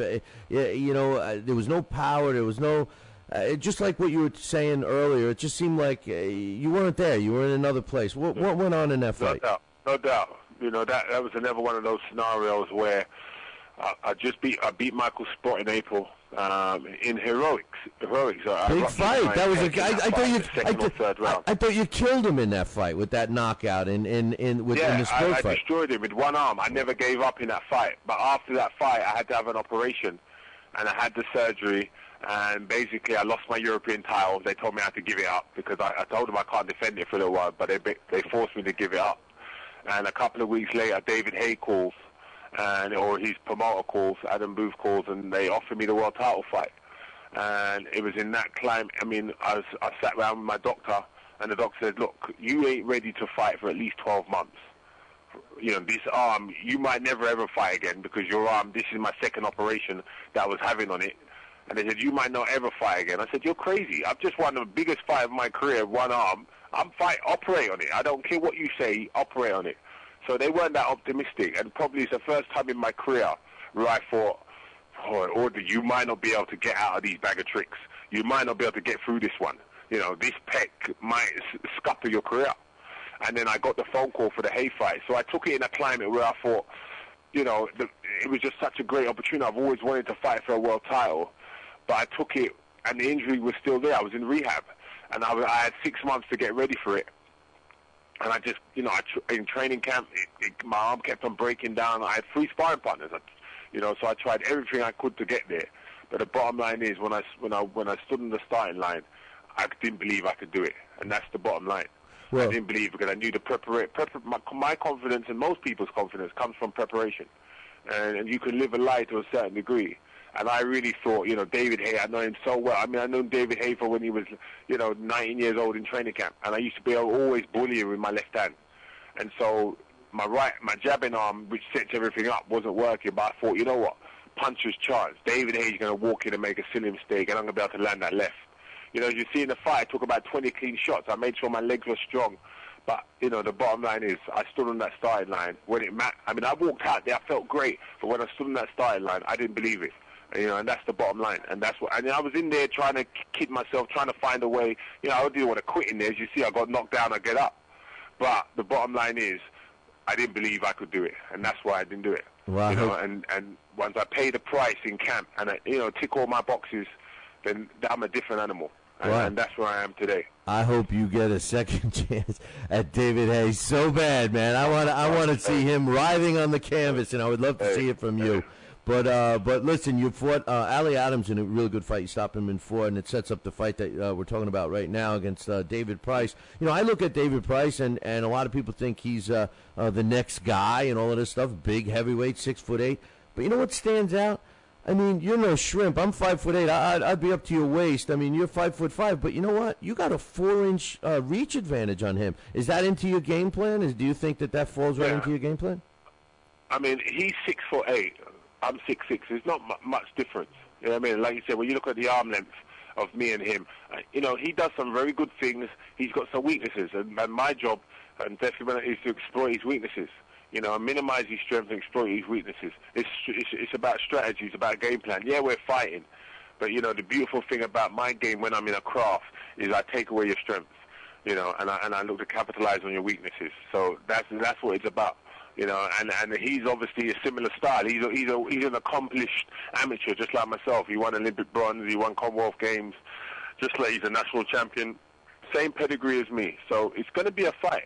But, you know, that's all I know. He's going to be taken to places where he hasn't been yet. Nobody's asking him the questions that I'll be asking him as a professional. You know, and as an amateur, when he got asked these questions, he didn't fold. He didn't quit. He tried to find a way through. But on a few occasions, he's fell short. You know, and that's the bottom line. When he's been asked these questions, he rose to the challenge, or he tried to rise to the challenge, but he wasn't able to overcome. You know, as a professional, he's never faced anybody who's going to take him to where I'm taking him. I know you're busy. I know you got to go on your run. One quick question for you. Now, I'm not suggesting one bit to look beyond David Price, but we said when we started talking was that, a win over a guy like David Price, who there's so much fanfare around, do you think that, you already said that you thought that would open up some doors for you. Do you have something in sight that immediately would happen should you get by Price on the 13th? And Mr. Billy C., all I know is October the 13th. Like when I went to the Olympics, I know I had plans after the Olympics, but there's no tomorrow. There is no October the 14th for me. This is all or nothing, shit or bust. So, yeah, I know how bright the horizon is going to be, but my whole focus is on October the 13th. There ain't nothing going on the 14th or future, because that's how I am when I'm in this kind of zone. It's one focus, 100%. I'm focused on David Price. I know how bright it's going to be post that, so I don't even need to worry about it. All that's going to be taken care of. Right about now, it's one guy, and it's a tough guy. It's a tough challenge, and it's got my full attention. Well, listen, man, I appreciate the time. You got me in the corner. I've been a fan of yours for a long time, and I'd love to see nothing more than you to come out on top on the 13th and then kick the crap out of David Hay for me, all right? Hey, no doubt. Hey, tune in, Wealth TV. Tune in to Wealth TV. You're going to see the resurrection, the redemption of Mr. Audley A. Force Harrison. They thought I'm done. I'm not done. But just I come. So tune in, check it out. You're going to see what the fuss is about. A. Force, he's back. All right, brother. All right, brother. Good luck, man. Keep in touch. All right. Cool. Take care. Thanks. That's my man, Audley Harrison. You just heard it's going to be on Wealth TV. And he's getting another shot, man. He's getting another shot. David Price, young fighter. Everybody talking highly about him. And they lost some faith in Audley. You know that. I mean, hey, I'll admit I lost faith in Audley after the David Hay fight. But he sounds like rejuvenated. I mean, I've heard this is the first time I've actually interviewed him, but I've heard other interviews with him, and he sounds jacked up. And I love it when I always say to a fighter, hey, I don't want to ask you about, looking ahead and then all of a sudden you ask them, hey, let's look past the fight. And most fighters have an answer for you. But my man Audley said, hey, man, there's no day after the 13th. So I know he's focused. I feel confident. And you know what? When we put this fight on the Billy C. Challenge, you wait and see who I'm going to pick. Hey, I got to take a break. We'll be right back. Talking Boxing with Billy C. Every week, 2 hours of the best boxing talk on the radio. Mike Tyson looked like he put on some pounds. He was fat. He went into McDonald's and he just said to them, hey, give me 6 of everything on the menu. He put on 2 watches and covered 2 time zones. I'm talking fat here. Got on a scale the other day and it said, come on, one of you guys got to get off. Last thing I heard is that he jumped into the ocean and he left a ring around the continent. He's fat. Boxing with Billy C. Now back to Talking Boxing with Billy C. He may not have an Excellence in Broadcasting award, but the night's still young. And he's got martinis. So you never know what may be by morning. It's Talking Boxing with Billy C. Talking Boxing with Billy C. The one, the only, Don King. Makes me feel good, Billy, to have you, the #1 show in the country, Talking Boxing with Billy. So I invite each and every American that's listening to this great show to tune in, because we want you to be there with Billy and me. St. Jimmy's coming down across the alleyway, up on the boulevard like a zip gun on parade. Lights on the silhouette, he's disappointed net, coming at you on the count of 1.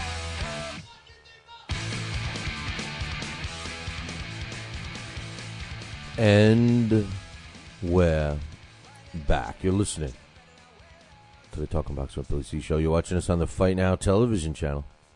If you don't have Fight Now on your sports channel lineup, you need to call your local television provider and tell them you want Fight Now right now. It's that simple. Pick up the phone and call them. For all the information about the channel, you can find it on the website, www.fightnow.com. Audley Harrison. I almost asked him.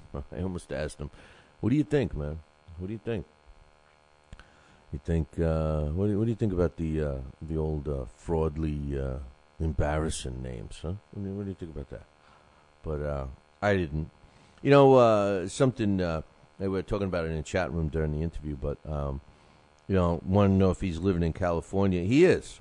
He is living in California right now, and he's got his wife Rachel, and they have a daughter together, Ariella, and they do live in the United States right now. And it's funny when you listen to him talking about the greatest camp. He's had the best camp of his career, even in the amateurs, right now. And whether they're calling him a good, he should be a promoter, everything else in the chat room, but you wonder, what do you believe, right? But he was offered to go away to camp, and he decided to stay home, and he says, I get my strength, and this is a quote from a press release. He says, I've got a beautiful wife, a beautiful daughter, and I get my strength from my family. If I went to camp, it would be like a disconnection. What's a good way to look at it, I guess, is whatever works.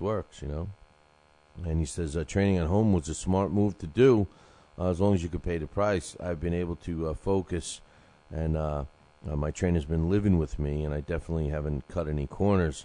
I haven't taken this fight for a payday. I've spoken about redemption, but obviously I want to do myself justice. I will do that win, lose, or draw. I hate when fighters start talking about, I'm going to do my best, whether I win, lose, or draw. I want to hear fighters that are talking about there's only one thing that's going to happen, and that means I'm going to win. Now, his opponent, and we'll be breaking this fight down next week, but his opponent, David Price, is an up-and-coming fighter. We all know the story. He's 6'8". An interesting note is that Audley Harrison actually has longer arms than David Price. David Price has a couple of inches on him, but he's got longer arm reach, which is going to be a plus for Audley Harrison. But David Price has never been in with someone who hits as hard as Audley Harrison, that's for sure. I mean, the knock on Harrison is that he's usually just not busy enough and doesn't put into it.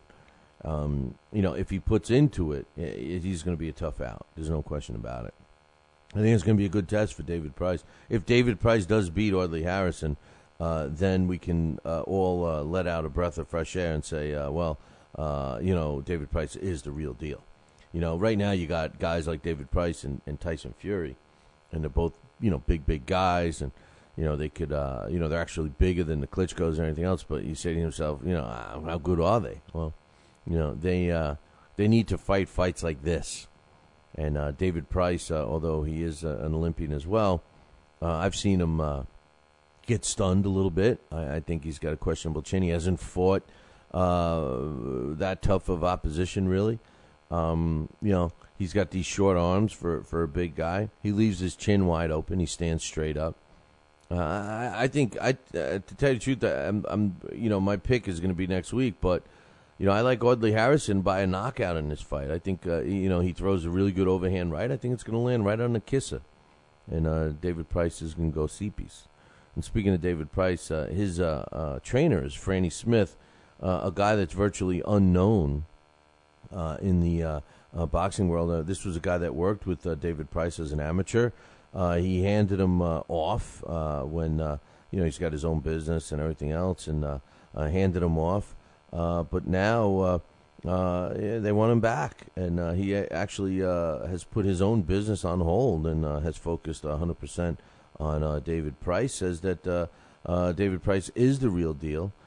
Disagrees with some of my statements, and Franny Smith says you'll see. He's also got some other fighters that he's signing right now, so he very well may be one of these secrets in the sport of boxing. A fight's coming up on HBO, Boxing After Dark broadcast. It's taking place October 27th, and we got Delorme is going to be on that card, Thomas Delorme. Now, believe it or not, it's another one of the WBC's BS moves. They are making this fight, the Thomas Delorme fight, who will be on HBO, is going to be taking on Luis Carlos Abreu, who's only got one loss. He's 33 wins and a loss, and Delorme's only 16-0. I believe he's from Panama, and it's going to be on HBO. And the winner of this fight, I guess, becomes the mandatory for Floyd Mayweather, according to the WBC. But then again, the WBC, according to their rules, Floyd was supposed to choose which weight class he was going to fight in after he won that belt anyway, when he won the Cotto belt. So, it's got to be close to a year, right? It's got to be close to a year that he fought Ortiz. Murphy, I got Murphy in the chat room. When did he fight? When did Mayweather fight Ortiz? That had to be over a year ago, right? He's going to take a look, I guess. Coach thinks that training at home may just be, the fact that he is just taking a payday for this fight, that he's not making a commitment. I don't know. You could look at it two ways. In the WBC, what rules? They only have rules that pertain to everyone but them, But anyway. Also on that card, Kareem Mayfield is scheduled to fight Mauricio Herrera. Herrera is 18-2 with 7 of his wins coming by knockout. And Kareem hard hitter Mayfield is 16-0. With a draw. He's got 10 knockouts. And I guess the third fight is going to be Argenis Mendez, 20-2, with 10 knockouts, and Art Hovazyan, 15-0, from Armenia. So we'll see what happens there. Just over a year ago, Floyd versus Ortiz. Right, so the rule is a year, right? So I guess they don't follow that rule either. You're supposed to make a defense within a year of your belt. So I guess they're making a consolation, and they're trying to take the blame. We have an elimination bout. That's why we're going to let Floyd hang around. Rancy's Bartholomew Kid Blast. This is a guy that is 17-0 with 11 knockouts. He's ranked in the top 10 by some of the sanctioning bodies. He's in the super featherweight division, and he sent out a message directed to Juan Carlos Salgado, who's currently the IBF super featherweight champ, who's sitting on a record of 26 wins, a loss, and a draw. He says, it's been noted that Salgado is looking around for an opponent. Well, he should look no further because I'm ready, willing, and able to fight Salgado for his title. He says, I respect Salgado for his courage to fight Gamboa, maybe the best Cuban fighter. I'm also an undefeated Cuban fighter with a world rating. I will fight you anywhere. You were ready to fight one Cuban, now fight me instead. Give me a shot at your belt. This was a quote from Rancy's Bartholomew. Hey, man, who the hell knows what's going to happen? Honestly, I don't have anything against Kid Blast, but I don't know if he's ready for Juan Carlos Salgado. But we'll see. We'll see. Everybody says I'm going to do this. I'm going to do that. Dave Murphy says Bartholomew is a bit overrated. As long as he's not like his cousin or his uncle or whatever, the Gio Borbis Bartholomew, the guy who bit my man Grady Brewer in the neck. I got to call that fight live ringside. That was amazing. But hey, speaking about calling that fight, have you seen the? Remember the girl I was telling you guys about? No, not that girl. I'm talking about the middleweight sensation. Female fighter, 3 fights in her life, 2 amateurs, 1 pro, and I got the pro debut up on BillyCBoxing.com right now. Check it out, www.BillyCBoxing.com. If you look on the right side of the screen, you'll see a banner that says Wednesday Night Fights. If you click that, you'll catch the fight. It's just that one fight. It's a 4-round fight. Check it out. Let me know what you think of my girl Mary Corneja. She's shows a lot of promise. And I tell you, for a fighter that had two amateur fights, and this was her pro debut, 3 fights now under her belt, she shows me some natural ability that, some good trainers would just drool over, and you'd be drooling over her for other reasons too. But and I disagree with Coach as being hard. He says just say Cuban and they are overrated. The reason why they overrate these Cuban fighters to a degree is because of their extensive amateur backgrounds, and something that we don't, see. Like, these guys are fighting, hundreds of amateur fights, and they call an experienced amateur here in the States a fighter with 60 fights. He's very experienced with 60 amateur fights. Yeah, in Cuba, 260 is what they want. Yesterday we talked about Don King winning the purse bid for the Bermain-Stavern and Chris Arreola fight. What do you think, man? You think he's going to walk away from that fight? He doubled the next close bid, which was Chris Arreola's promoter, Dan Goosen, $1.1 million. I gave you guys a breaking story a couple weeks ago when, and it still hasn't hit the news. Nobody's even talked about it, but I know for a fact it happened. All right, Don King laid off all of the Don King employees, with the exception of about 5 or 6. Starting to close down stuff and sell things, and he's got no money. There's no money coming in, and he's got big properties, big car collections, all this kind of stuff, and laid off all his longtime employees. Some of them there over 20 years with Don King, and he quietly laid them all off 2 weeks ago. And nobody said anything. Nobody picked up the story. And then I see that he wins this purse bid. And then I start thinking about some of the other stuff that I had been talking about Don King, and his inability to see things clearly today. Still thinking that he's going to hit that $20 million profit home run in boxing, which he enjoyed in the Tyson and Holyfield days, which just doesn't happen anymore. In addition to that, he doesn't really have fighters anymore, and when fighters do sign with him, they can't get away quick enough because he just doesn't put on enough shows to keep them busy.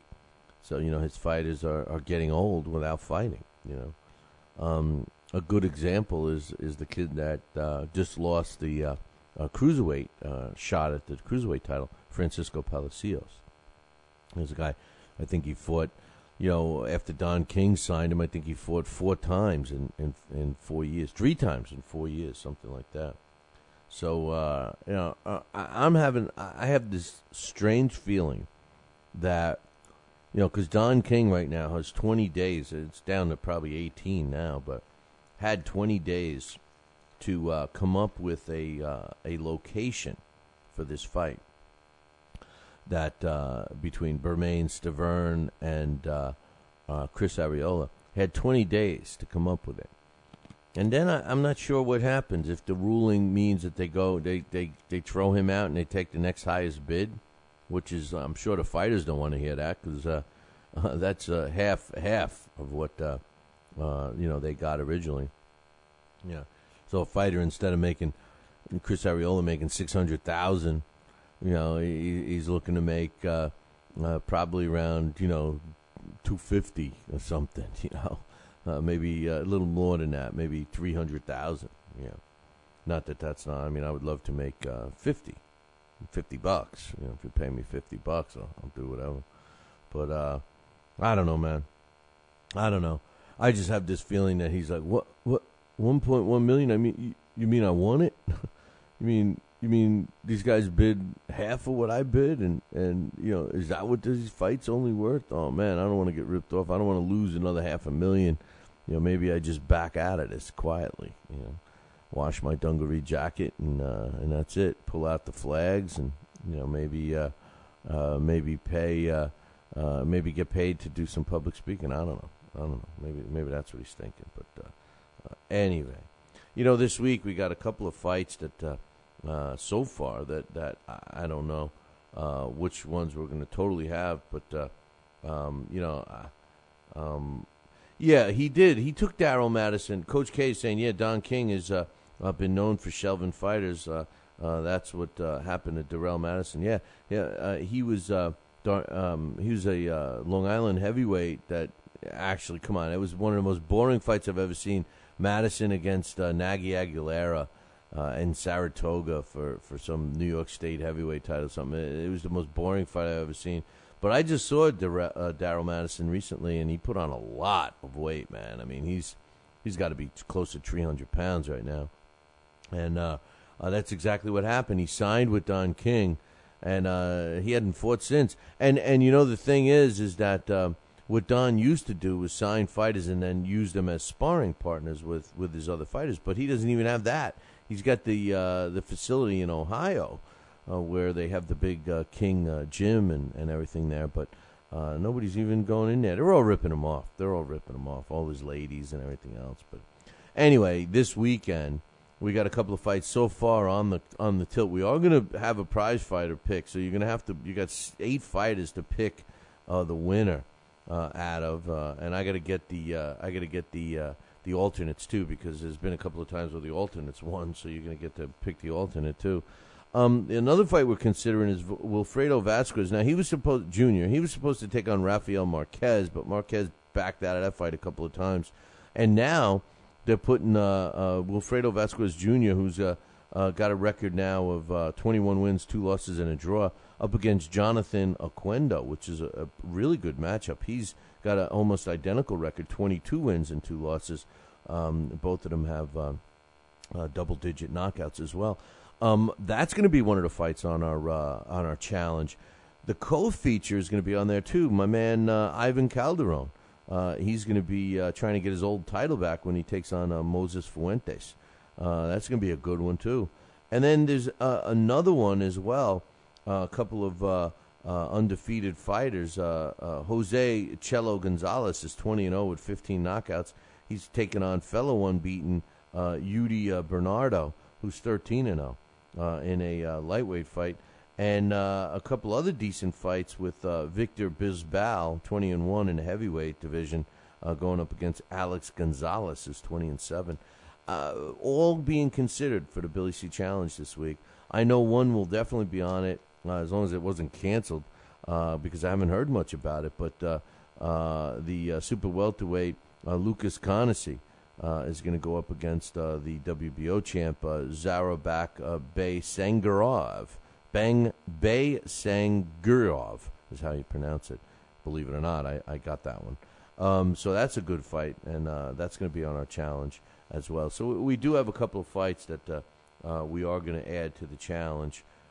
So hopefully you guys will get involved with that. If you're not part of the Billy C Challenge, what you got to do is just drop me an email, Billy@talkinboxing, TALKINBOXING.com. Speaking of where to go for some boxing equipment, I wasn't speaking about that. Well, hey, there's only one place to go, and that's ringside.com. That's right. Check out ringside.com for all your boxing equipment needs. Don't forget, tomorrow we are doing the Blast from the Past. It's going to feature a former world champion and boxing Hall of Famer, Carlos Zarate, and we'll be looking for that one. I thought my man Alex and I had did Carlos before, but apparently it was before Alex got involved with that segment. So I'm looking forward to his take on it, and we will check that one out tomorrow when we do it. Now, there's only going to be one place that you can get a live show on Thursday, and that's going to be the Fight Now television channel. So if you've been waiting for Fight Now to get Fight Now, now's the time, because you're going to be the only ones that get a show on Thursday. We will not be doing a live show here on Thursday, just on Fight Now, and there will not be a podcast or even any YouTube or LDL TV, nothing. Just one place to get Thursday's show, and that's going to be on Fight Now TV. So keep that one in the back of your mind. No live show here on Thursday, but we'll be back on Friday. We'll be doing our picks.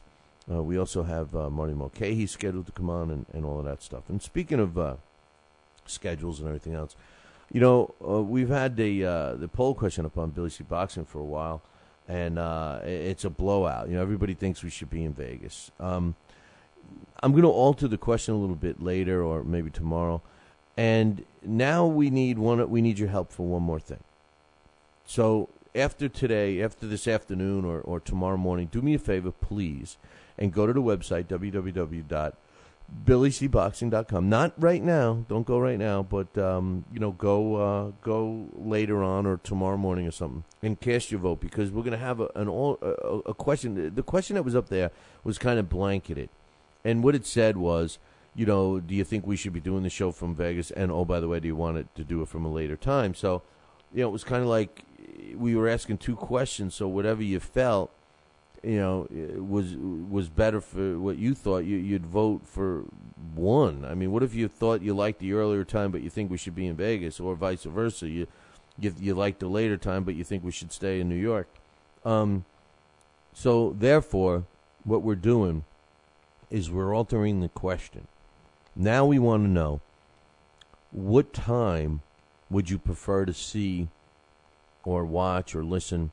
Now, the beauty of this is the premium podcast subscribers, they don't care, because they can listen to it whenever they want. But the people that watch the show or listen to the show live, or want to watch or listen to the show live and don't now because it's on too early, the question is going to give you three choices of what time you want, what time slot you would like.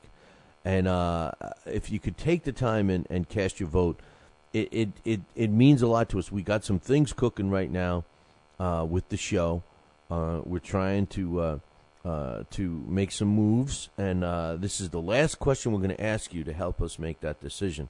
We know you guys want us out west in Vegas, and now we need to make sure that we're the time slot. And would you be interested? Would you be watching and listening to the show live more often if it was at a different time and all that stuff? So, and by the way, if you can take an extra minute and drop me an email, Billy@TalkinBoxing, TalkinBoxing.com, and let me know about that. Let me know your thoughts about the show.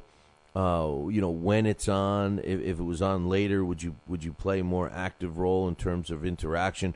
Would it be better for us to have the phone lines open on every show? I mean, all that stuff is contingent upon the time we air. So let me know what you think. Drop me an email one-on-one if you want. It could also be read to everyone, or cast your vote. All of that option is going to be up today. But right now...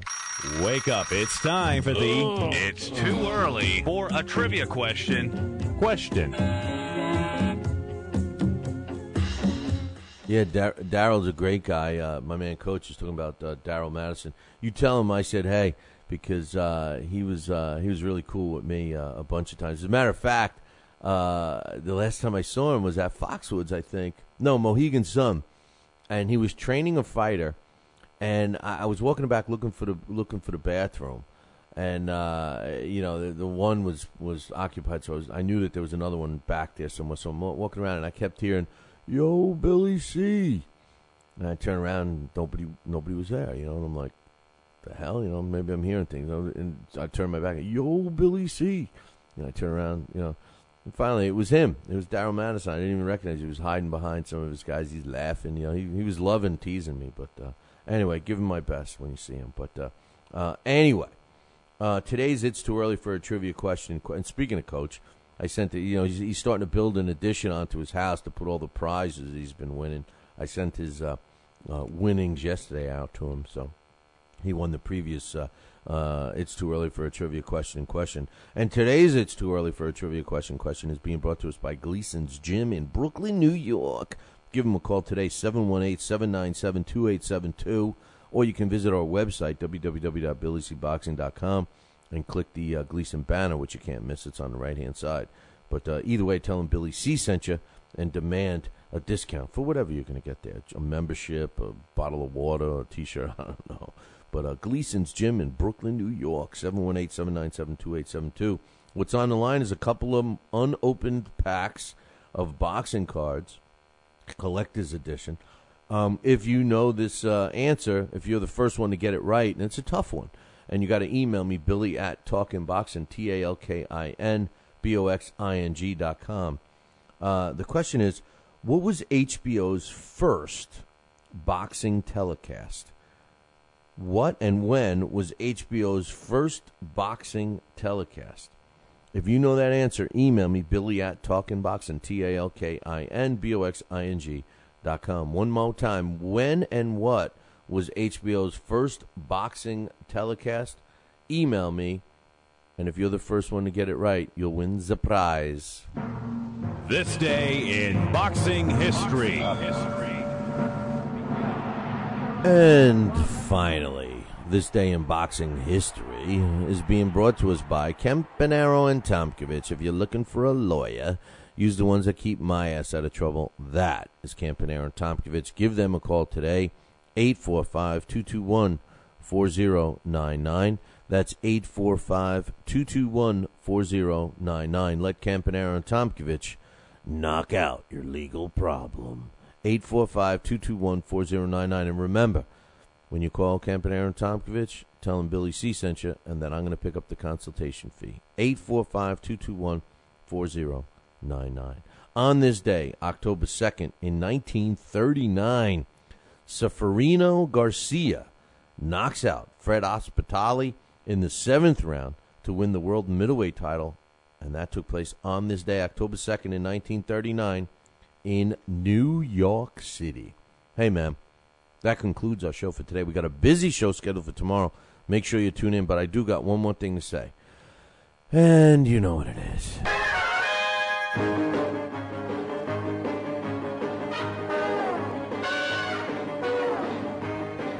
Make sure you tune in tomorrow morning, same bat time, same bat channel.